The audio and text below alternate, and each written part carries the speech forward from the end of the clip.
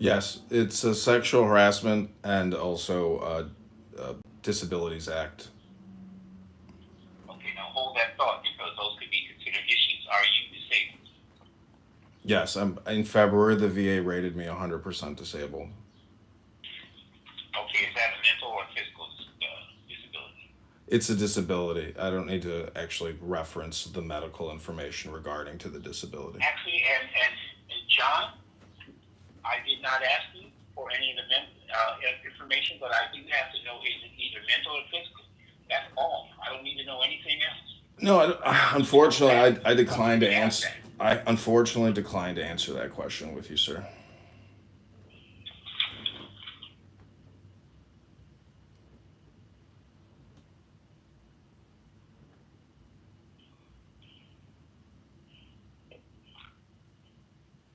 Okay, we can just put disability. So you feel you're being discriminated against because of your disability. No, I was. I can read to you my original complaint, which details sexual harassment and also discrimination against a 100% service connect disabled veteran. And if you want me to read you the Okay, complaint because you don't have John, it in front of you, I'd John, be happy to John, read it to you. hang on 1 second. We're starting off on the wrong foot. I'm not here to beat you up. I'm not here to be beaten up. So you filed a complaint, and there's certain things I need to know to be able to assist you with this. So, so let me figure out how to get what I need from you. So give me a moment. I'm going to be taking notes as we go. So give me just a moment.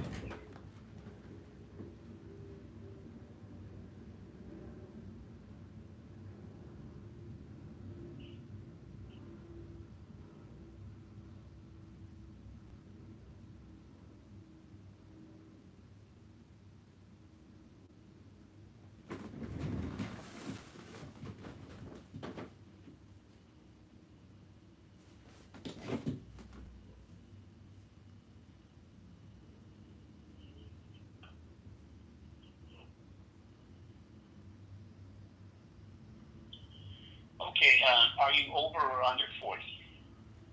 I'm over the age of 40. I'm 42. Okay, so and the reason we need to know that is EEOC keeps track of all claims that are filed by persons over 40 for statistical purposes. That's all I needed to know on that.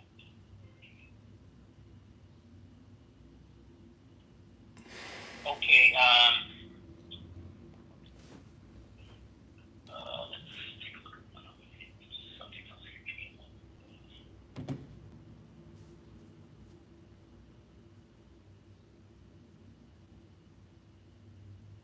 Okay, and what is your date of harm? What was the triggering event that led you to filing this complaint? I just need to know the date that happened. It was in May 15th or thereabouts of 2024.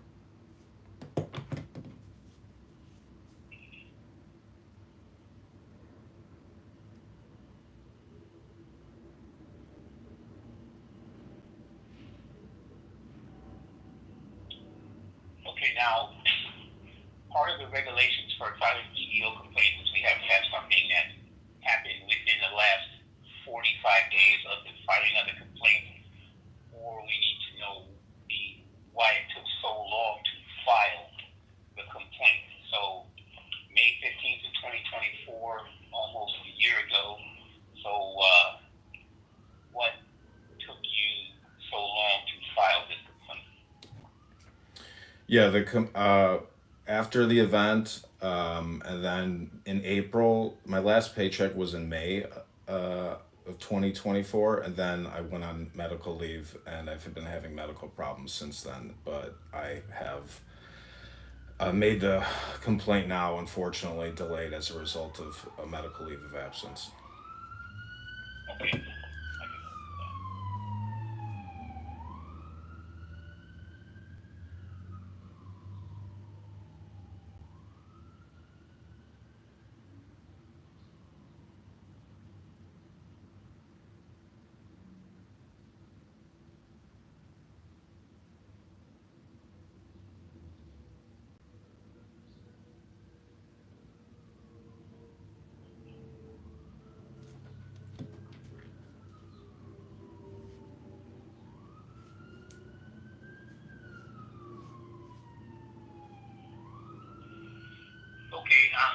part of what you sent us was the letter that you sent to the union about this. Now, did you file a grievance with the union?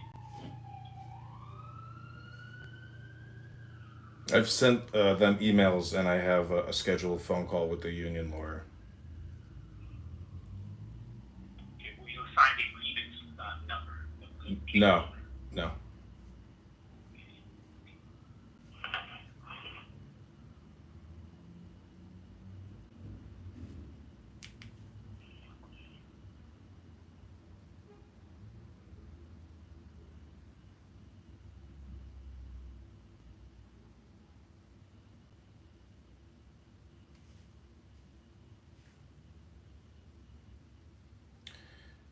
In the letter, I have in there that it's March 24, not May 24.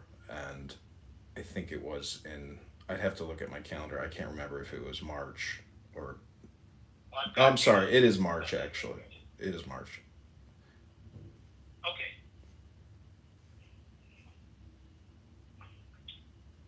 All right, we'll go with that here.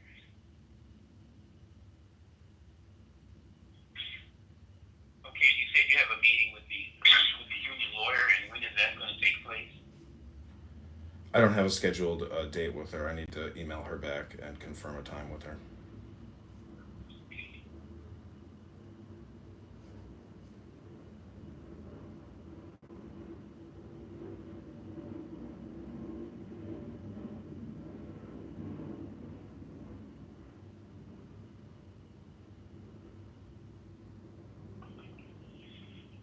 So, did anyone from the union suggest that you file an EEO complaint on this? Also, No, I took this upon my own, will. okay, because if you've got the union working on it, then they take precedence, and we have to back out of this. No, they're not working on it as far as I know. So, your meeting with the lawyer is more like informational, or what? I don't know. I'm just keeping her abreast of my communication. That's all. And she wants to schedule time to speak with me, so I can forward you her last email if you'd like.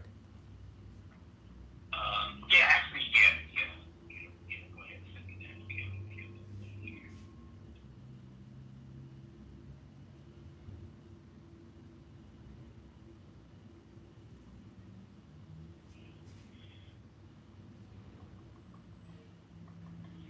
Okay, why do you think all these things happen to you in particular, based on what the information that you sent in that letter? Uh, Well, I what would do you think? say I would say that it was because I originally filed a sexual harassment claim against Robbie Cox in Milwaukee, Wisconsin, and that caused a serious work and personal relationship rift between myself and Adam Bureau. And during a union call with the union president, he, exploded on me on the phone and started screaming at me, and they had to end the call. So, ever since we had that major conflict on the phone with regards to an original sexual harassment claim, which he investigated and which he said that there was no workplace sexual harassment, that created a serious problem between the two of us. I was transferred to another section. I've worked under multiple managers, multiple sections, and so during the lunch with Tamika, who was also my manager, and then who decided to retaliate against me originally, which I filed a grievance claim of retaliation with the union. The at During our last workplace lunch meeting, when she called me a whore, that was another further example of harassment and sexual harassment.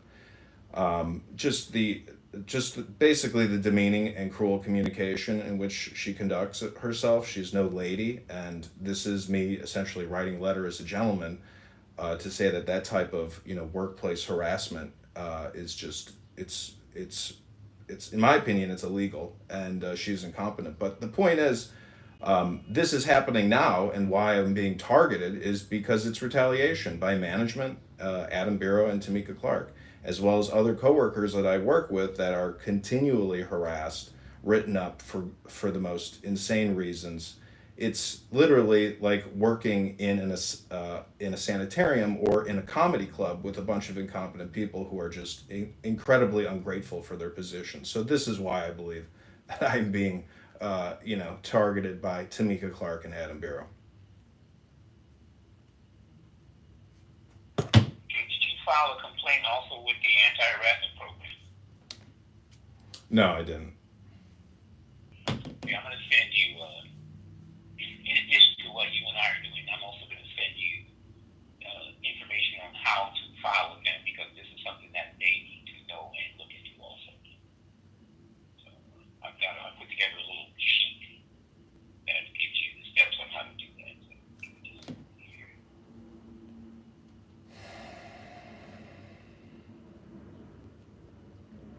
Okay, let's go back to you said you filed a sexual harassment complaint against Robbie Cox. Robbie Cox, the manager, a co-worker, a peer. No, she was a coworker. Okay, your phone was a little muffled. I didn't catch that. Can you repeat that, please? She was a coworker.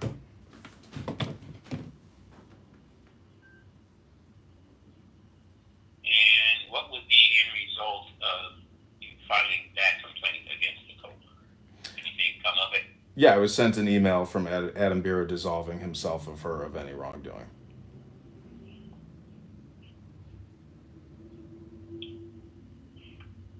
And during the call with the union, the reason why Adam got so explosive on the phone is I said, I'm going to put you in the complaint too, because that's what upset him on the phone. But the truth is, he fosters a toxic work environment. And that was when Adam said if he sees you at work, he's going to punch you in the throat? No, apparently that was a couple months ago that he said if I show back up to work, he's going to punch me in the throat. Now, did you hear that directly from him, or was that... No, telephone game. It came from Anthony Prudent, which came from Crystal Johnson, who was at the meeting. Okay, so that's... and we're not in a court of law. There's none of that here, but, technically that's considered hearsay. But since it's in the documentation that you sent us, it's part of the record.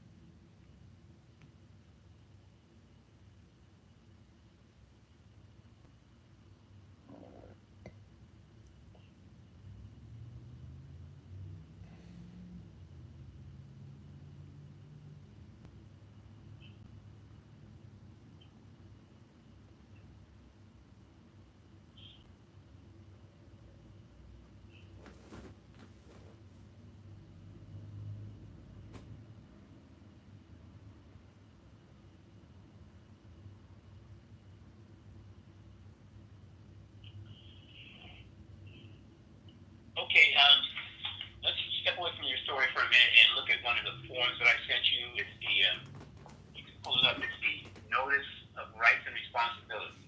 Just let me know when you have that one open.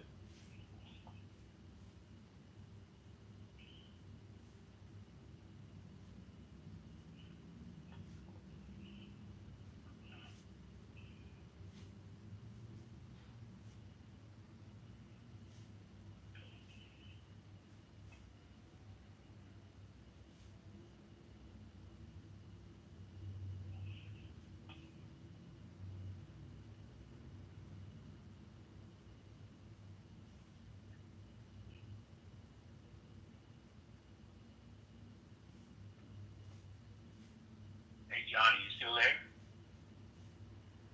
Yeah, I'm here. I'm trying to refresh, and I can't seem to find the email. Oh, okay. Okay. Yeah, let me know when you're ready.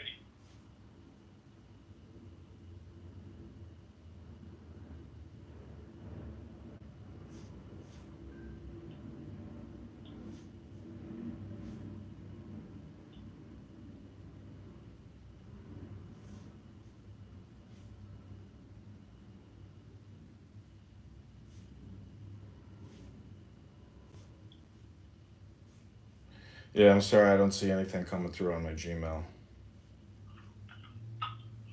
well, hang on, let me see.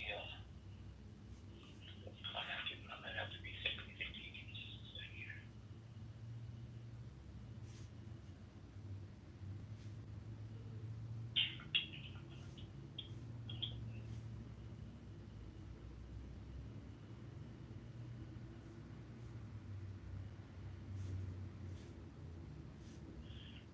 sent all these docs to you April 2nd, so let me just go ahead and send it to you again. It'll be a lot easier now.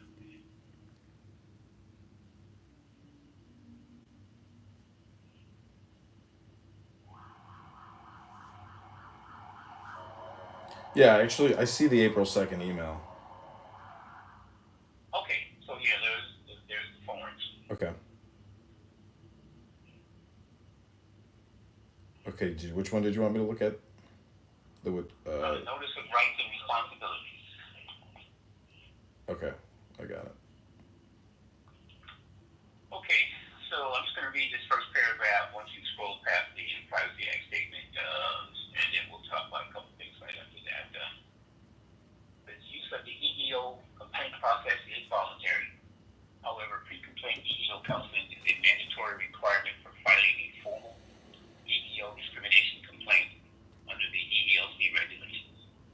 The regulations also require that individuals seeking EEO counseling be advised in writing of their rights and responsibilities. This notice of rights and responsibilities is provided in compliance with the regulations. If you do not pursue EEO counseling after the initial inquiry, no further action will be taken with respect to the matters discussed. If you do receive further EEO counseling or pursue an alternative dispute resolution procedure and the matter is not resolved, you will be given a notice of the right to file a formal discrimination complaint form as explained below. Okay, the two areas that we covered right after that, the first one is anonymity. So you have the right to be anonymous through this process, but if you decide to be anonymous, that's going to prevent me from trying to get you a remedy that is specific to you. Because I wouldn't be able to mention your name as a director or speech management or anything like that. Do you want to be anonymous throughout this process or not be anonymous? No, I have no problem being not anonymous. Okay, so then you'll just check the box that says, I do not wish to remain anonymous. And also, let's talk about representation. Now, you have the right to be accompanied by a rep of your own choosing. This can't be me since I'm the counselor. Now, keep in mind, no one can tell your story better than you, but you could still have, a lawyer. Some people go as far as hiring a lawyer. Some people have a family member or a close friend that knows the situation, be by their side throughout this process. You don't have to decide now if you want to rep, but again, that's someone you have to track down and ask. Excuse me. So, what's your thought on that? Do you see where it says right to a court-appointed attorney? Okay, you're going. Let's see how far down there.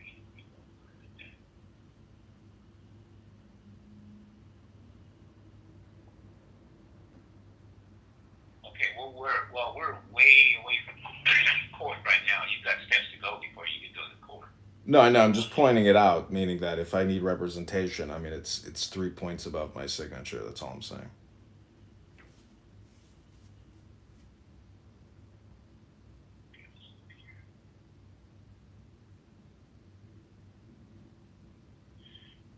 Yeah, okay, so let's read that. If you would like to file a civil action, meaning a lawsuit, then you can request an attorney. But again, like I was saying, we're steps away from that. You got to go informal processes, which is where we are now. If the informal process doesn't work for you, then you can go to the formal process, meaning you file the complaint would go to Treasury, to the Office of Civil Rights and EEO. Your case could go before an administrative judge. If you don't like the option that the judge has given you or the decision that the judge makes, if it's not in your favor, then at that point you could sue. And then that's when you'd be able to get that. You have that right to get in court for an attorney. But like I said, we're steps away from that. I know. I'm just saying that I'm pointing it out because it had to do with the question about appointing representation.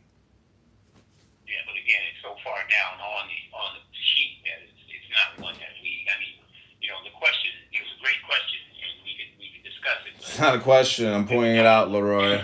moves we can make at this point in time.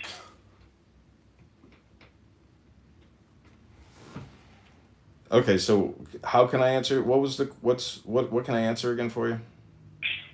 Well, if you so you don't want to be anonymous, and as far as you getting a rep, I mean, you want a representative with you throughout the informal process. If you did, that's someone you'd have to choose and ask them to be your representative. And like I was saying, some people go as far as hiring an attorney, or choosing a family friend or a family member or a close friend. Got it. Well, I'll email it to the form after I sign it. I mean, I can send it to you. I can send it to Ann, the NTEU lawyer, and forward you also that email with our next appointment. Okay, but if she's gonna be your lawyer, then that's something we would need to talk about. So once you have you can send it to her, and then once you have your conversation with her, and if she needs to talk to me, I can do that. But the union process and the EEO process are two separate things. But if she does choose to be your attorney throughout this process, then that's something that we can approach at that point in time. Okay, so the next thing I need to know is what you want out of this. What's your remedy? What is going to make you whole? Well, I just want due process, and some type of remuneration with regards to the damages that I've suffered. Okay, so let's talk about remuneration. How much money are you talking? A back pay for the time since the claim of sexual harassment took place in March.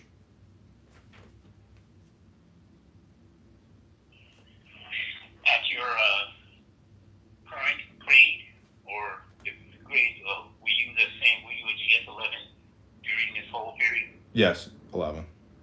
Okay, all right.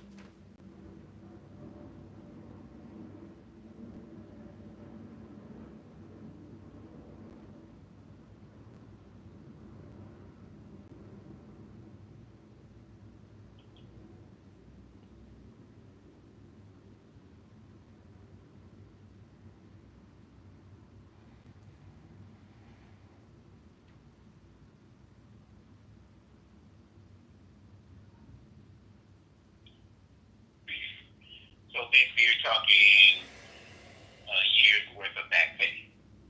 Yes. Okay.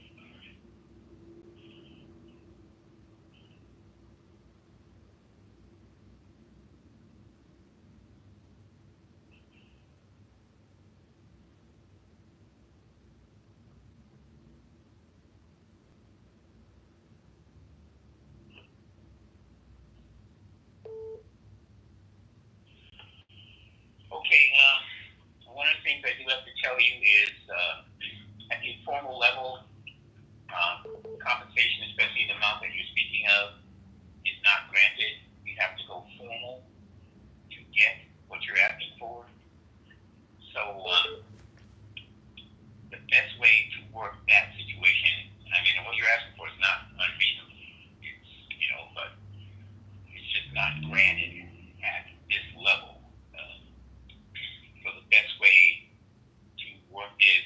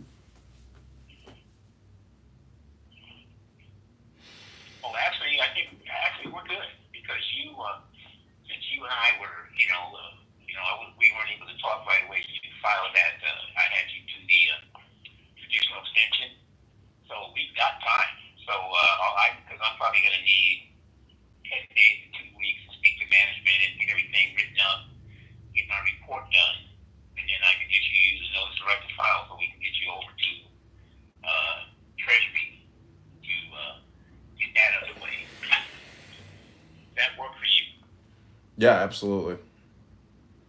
Okay, so here's what we'll do. There's still a form I need you to take a look at. It's called the ADR election form. So if you can pull that up, let me know when you have that. Okay, I got it up.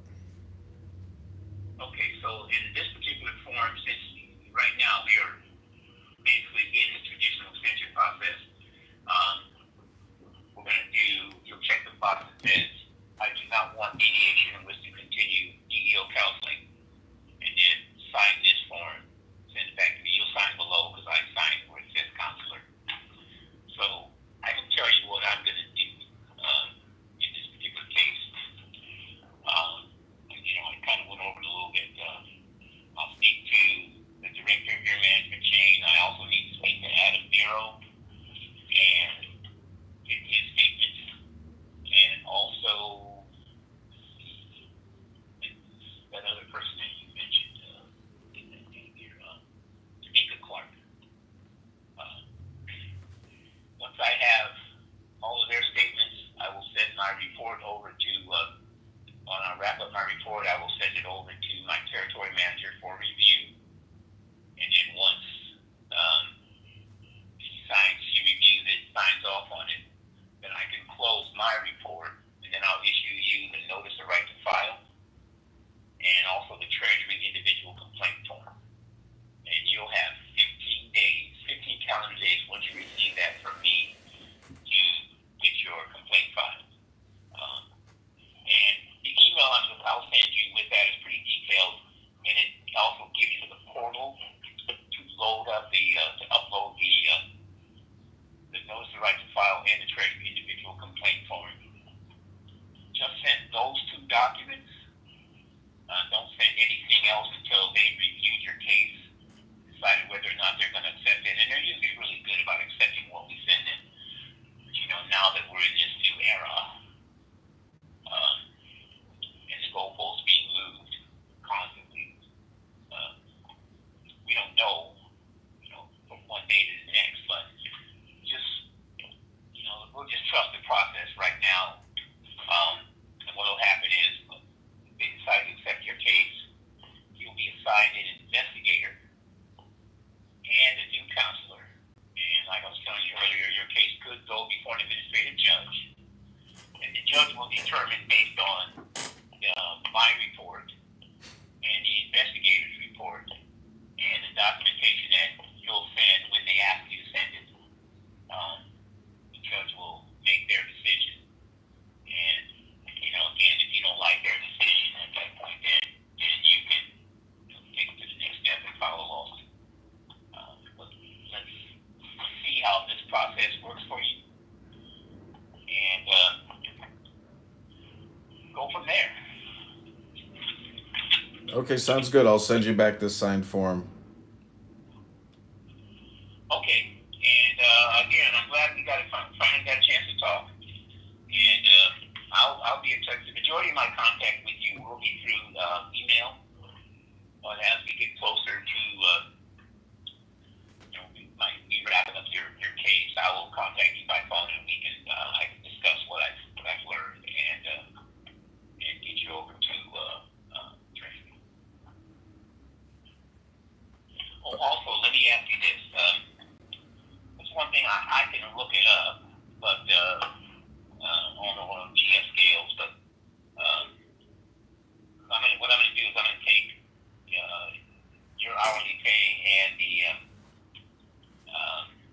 amount of hours. So you're full time, so you're 40 hours a week.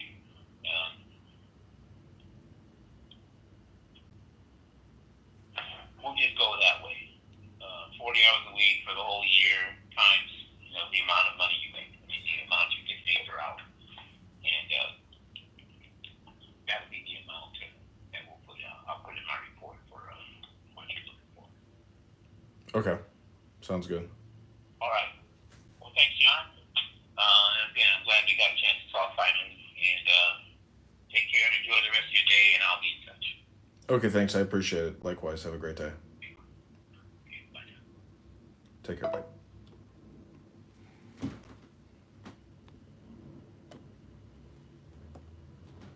the law.